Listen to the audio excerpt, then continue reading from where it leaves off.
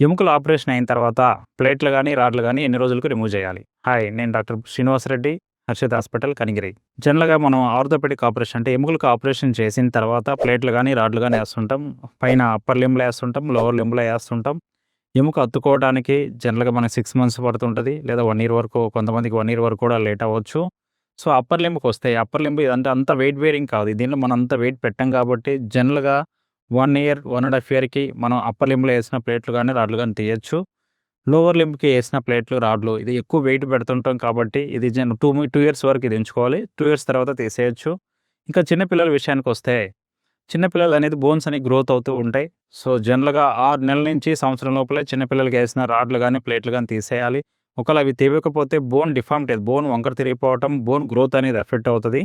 So, ఇలాంటి మరింత information కోసం ఫాలో చేయండి మా పేజీని. Thank you.